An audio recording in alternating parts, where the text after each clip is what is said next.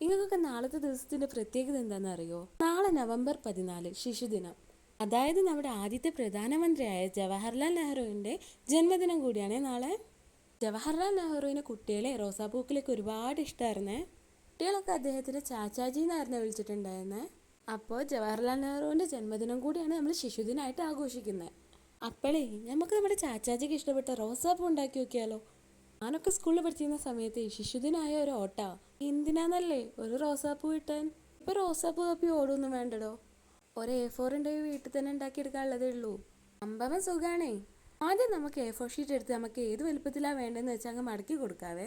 എന്നിട്ട് നമുക്ക് എത്ര വലുപ്പത്തിലുള്ള റോസാണോ വേണ്ടത് അതിനനുസരിച്ച് നമുക്കൊരു ഗ്ലാസ്സോ മൂടിയോ എന്തെങ്കിലും എടുക്കാം കേട്ടോ. ഞാനിവിടെ എന്തോ ഒരു ബോട്ടിലിൻ്റെ മൂടിയാണ് എടുത്തിട്ടുള്ളത്. എന്ത് ബോട്ടിലിൻ്റെയാണെന്നൊന്നും എനിക്ക് ഓർമ്മല്ലേ.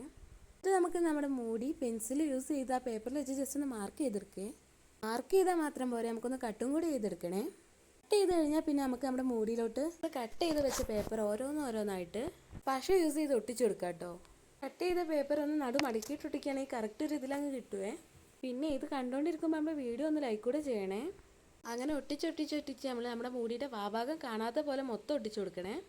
അതിനിടയ്ക്ക് ഞാനൊരു കാര്യം പറയാൻ വിട്ടുപോയി. എൻ്റെ ചാനലിലൂടെ ഒന്ന് സബ്സ്ക്രൈബ് ചെയ്യാൻ മറക്കല്ലേ. ഞാനിത് ഏകദേശം ഒട്ടിച്ച് കഴിയാനായിട്ടുണ്ടേ. പിന്നെ നമ്മുടെ പശ ഓവറായിട്ട് തേക്കില്ലേ, ആവശ്യത്തിന് കുറച്ച് തേച്ചാൽ മതി. അല്ലെങ്കിൽ പേപ്പർ മൊത്തം ഒട്ടിപ്പിടിക്കാനും ചാൻസ് ഉണ്ട്. അങ്ങനെ എൻ്റെ റോസാപ്പൂ ഏകദേശം ഇവിടെ റെഡി ആയിട്ടുണ്ട്.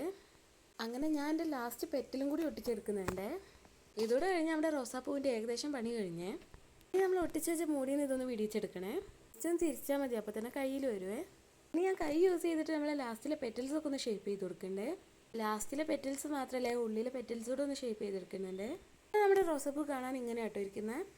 ഇത് പോരല്ലോ, നമ്മൾ ശിശുദിനത്തിൻ്റെ ഡ്രസ്സിൽ പിൻ ചെയ്യാനല്ലേ റോസാപ്പൂ ഉണ്ടാക്കുന്നത്. അതിന് വേണ്ടി ഞാൻ ജസ്റ്റ് ഒരു പേപ്പറിൽ നേരത്തെ ആ മൂടി യൂസ് ചെയ്തതിനൊന്ന് റൗണ്ട് വരച്ചു കൊടുക്കുന്നുണ്ട്. എന്നിട്ട് അതൊന്ന് കട്ട് ചെയ്തും കൂടി എടുക്കുന്നുണ്ട്. കട്ട് ചെയ്യുമ്പോൾ നമ്മൾ റൗണ്ട് ചെറുതായി പോകാണ്ട് സൂക്ഷിക്കണം കേട്ടോ. കട്ട് ചെയ്ത് കഴിഞ്ഞാൽ നമ്മൾ വെട്ടിയിട്ടുള്ള ആ പേപ്പർ നമ്മുടെ റോസാപ്പൂയുടെ ബേക്കിലൊന്ന് ജസ്റ്റ് ഒട്ടിച്ച് വെക്കണേ. ഒട്ടിക്കുമ്പോൾ ഉള്ളിലോട്ട് അമർന്ന് പോകാത്ത രീതിയിൽ ഒട്ടിച്ചെടുക്കണം കേട്ടോ. ഓവറായിട്ട് ഗ്ലൂ തേക്കാണ്ട് നോക്കണേ. ഞാനങ്ങനെ ഏകദേശം ഇത് ഒട്ടിച്ചെടുത്തിട്ടുണ്ട്. ഒട്ടിച്ചു കഴിഞ്ഞപ്പോൾ നമ്മുടെ റോസാപ്പൂ ഇങ്ങനെ ആട്ടോ ഉള്ളത്. ഞാൻ കുഴപ്പമൊന്നുമില്ല, പക്ഷെ ചെറിയൊരു മിസ്റ്റേക്ക് പറ്റി.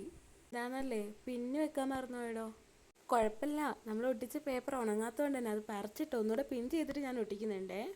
ഞാൻ കുറച്ചുകൂടെ ഗ്ലൂ ആക്കിയിട്ട് ഒന്നുകൂടെ ഒട്ടിച്ചു കൊടുത്തിട്ടുണ്ട്. ഒട്ടിച്ച് ജസ്റ്റ് ആ പേപ്പർ നല്ലതുപോലെ ഒന്ന് സൈഡിലോട്ടൊക്കെ ഒന്ന് ആക്കി കൊടുക്കുന്നുണ്ടേ. അപ്പോൾ എല്ലാം കഴിഞ്ഞപ്പോൾ നമ്മുടെ റോസാപ്പൂ ഇതാ ഇങ്ങനെ ആട്ടോ ഉള്ളത്. ഇനി റോസാപ്പൂ ഇപ്പോൾ ഓടൊന്നും വേണ്ട, ഇത് കണ്ട ഒറിജിനൽ അല്ലാന്ന് പറയുമോ?